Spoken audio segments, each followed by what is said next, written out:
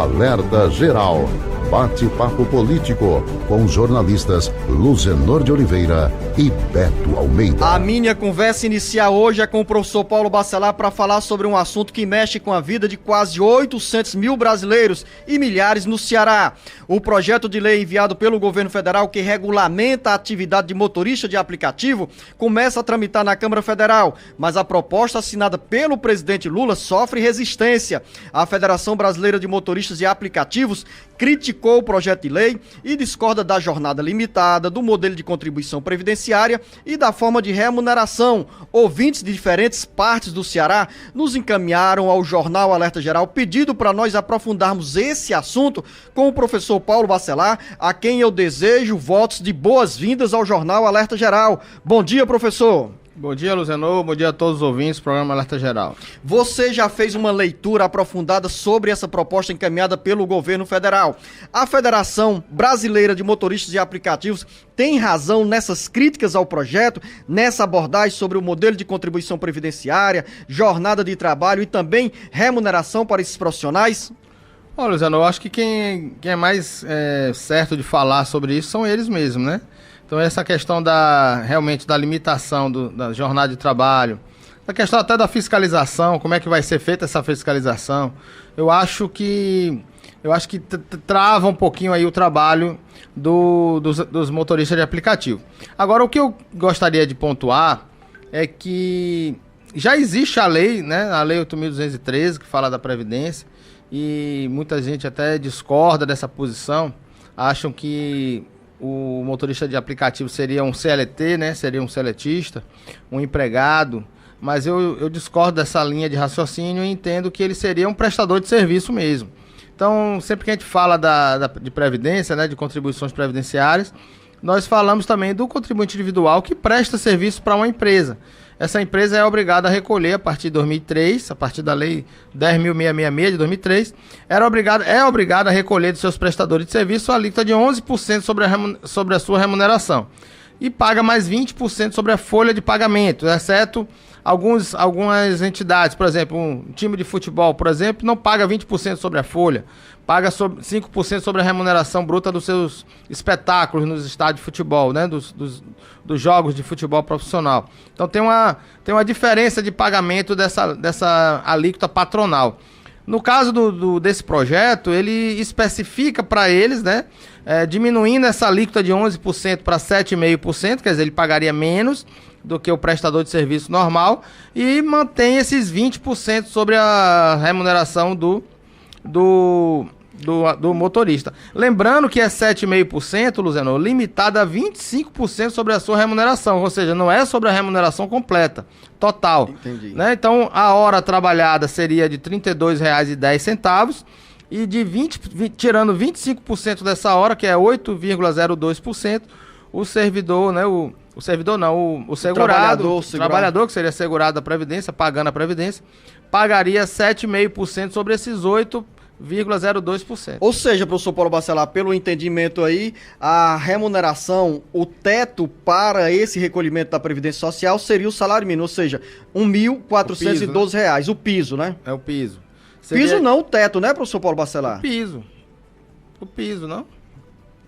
Ah, porque ele pode faturar além de R$ 1.412. É. Professor Paulo Bacelar, agora, quando os motoristas de aplicativos fazem objeção a essa contribuição previdenciária, defendendo que o recolhimento seja no modelo de MEI, ou seja, hoje MEI recolhe R$ 70,60. Por que esse desejo? Porque vai recolher menos para a Previdência Social ou porque com MEI é menos burocrático? Eu acho que com MEI é menos burocrático, né? E também tem a questão da alíquota ser menor e não ter a obrigação da empresa, né? Porque se ele for MEI, ele tá prestando serviço como uma pessoa jurídica. Então não teria essa alíquota patronal de 20% que as operadoras de aplicativo teriam como obrigação de pagar. Mas, Luzenor, foi bom você chamar a atenção essa questão do piso, porque realmente não tem esse piso. Veja bem, eu vou dar um exemplo aqui. Se ele recebe R$5.000 de remuneração no mês, naquele mês, veja bem, R$5.000, ele vai tirar 25% sobre esses 5.000. que dá 1.250, já dá menos que o salário mínimo. Então ele vai pagar 7,5% sobre 1.250.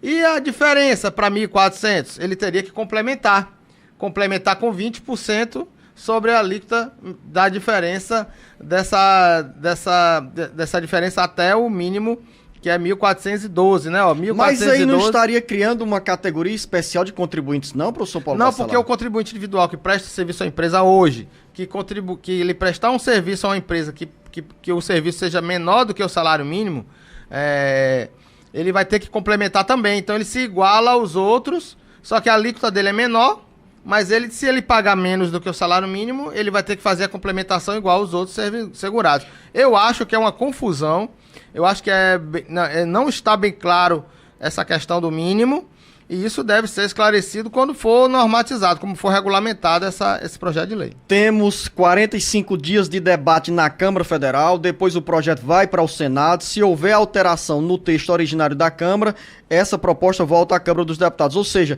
é um debate bem longo, com a oportunidade dessas entidades que representam os aplicativos, as empresas e plataformas de aplicativos, e também os trabalhadores acompanharem e cobrarem dos deputados federais e senadores alterações, como já vem sendo feita aqui essa cobrança pela Federação dos Motoristas de Aplicativos. Eu acho assim, se é para proteção do servidor, do segurado, né? Proteção do motorista, eu acho que deveria se criar, por exemplo, como os taxistas. Ele precisa comprovar, para ter a licença, para renovar a licença do táxi, ele tem que comprovar que está contribuindo com o INSS. Então ele poderia ter uma alíquota maior para poder pagar sobre a sua remuneração, e não só sobre o salário mínimo, porque um MEI ele vai ser limitado ao salário mínimo, né? Vai pagar 5% só do salário mínimo. Então ele poderia ter uma alíquota maior para pagar 20% do salário da sua remuneração, ou até mesmo 11% sobre a sua remuneração total, mas que ele comprovasse que está contribuindo, para ele poder ter uma autorização dos aplicativos para ele contribuir. Eu acho que assim protegeria realmente o segurado e teria aí atingido o seu objetivo. Agora, se o objetivo é a arrecadação, aí vai para esse lado aí que as operadoras teriam que contribuir também, porque hoje não contribuem. Creio, professor Paulo Bacelar, que o governo olhou para o braço social de incorporar esses trabalhadores, são 778 mil trabalhadores, as estatísticas divergem nesses números, mas pelo menos 770 mil pessoas trabalham hoje como motoristas de aplicativo. São homens e mulheres em todo o Brasil, como temos, por exemplo, na região metropolitana de Fortaleza. Então o governo olhou para esse contingente, a maior parte está sem o guarda-chuva da Previdência Social, mas ao mesmo tempo traz para dentro do INSS a obrigatoriedade dessa contribuição, o que acaba espantando muita gente. Exatamente, e criando também uma divergência de que o governo quer somente arrecadar, o que não se liga muito para a Previdência, né, para a proteção social. A gente que trabalha com isso, né, no dia a dia, nosso dia a dia, sabe como é importante o segurado estar contribuindo em caso de um acidente, em caso de uma doença em que ele fica incapacitado de exercer o trabalho no dia. Quem vai pagar o seu salário, né, durante esse tempo seria o INSS, seria a Previdência Social. Mas poderia se criar uma outra forma de contribuir, como eu falei aqui. Uma sugestão que seria essa obrigatoriedade de ele estar contribuindo para o INSS, pegar uma certidão. No próprio site do INSS deveria sair essa certidão de que ele está contribuindo regularmente e ele ter essa licença renovada para poder utilizar o aplicativo. Para mim seria a melhor forma de proteção para o segurado. E outro detalhe também, professor Paulo Bacelar, que é preciso registrar que muitos desses trabalhadores que atuam como motoristas de aplicativos já têm outra atividade formal e têm o aplicativo como um bico para complementação de renda, ou seja, são pessoas que não têm mais interesse em contribuir para o INSS por meio desse sistema de plataformas. Aí seria uma questão de opção, né, dele entrar ou não nesse sistema, mas como toda remuneração, Luciano, a gente fala aqui sempre, né? Como toda atividade remunerada ela é obrigatória a contribuição, então ele deve sim contribuir, porque ele está exercendo uma atividade remunerada, independentemente dele estar exercendo outra atividade ou não. Se ele trabalha, se ele exerce atividade remunerada, ele é obrigado a contribuir. Salvo aí se ele já contribui no teto da Previdência, que é o limite né, de R$ 7.700. Mas se ele exerce atividade remunerada, ele é obrigado a contribuir, então deve sim, realmente sim, exigir a contribuição. Agora que seja da melhor forma possível para o segurado. E quem contribui, professor Paulo Bacelar, estando na condição de segurado ou segurada do INSS, tem direito ao auxílio maternidade, ao auxílio acidente, aposentadoria, pensão, todos os benefícios proporcionados por quem é segurado. Segurado como outro qualquer.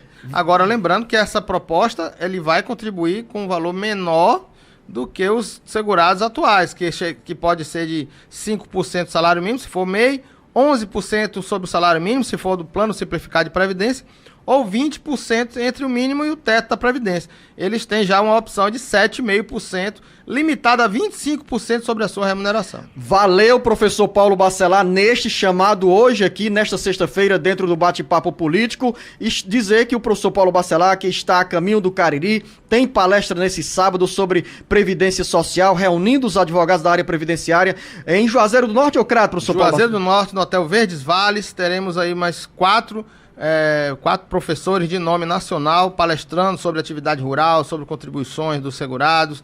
Vai ter uma palestra de um juiz federal do Paraná, doutor Antônio Savares, que é um nome também muito renomado no Brasil. Também é do IBDP, né, que é o Instituto Brasileiro de Direito Previdenciário, estará em Juazeiro do Norte palestrando, abrindo a conferência do primeiro encontro de advogados previdenciários do sul do Ceará. Então você que está na região do Cariri e atua na área do direito previdenciário, importante esse debate aí com quem conhece da lei. E lá está o professor Paulo Bacelar e tantos outros profissionais da área previdenciária. Professor Paulo Bacelar, boa sexta-feira. Amanhã aqui tem Jornal Alerta Geral Especial sobre os caminhos da aposentadoria. E daqui a pouco chega o jornalista Beto Almeida com assuntos que mexem com o cotidiano da política do Ceará e do Brasil.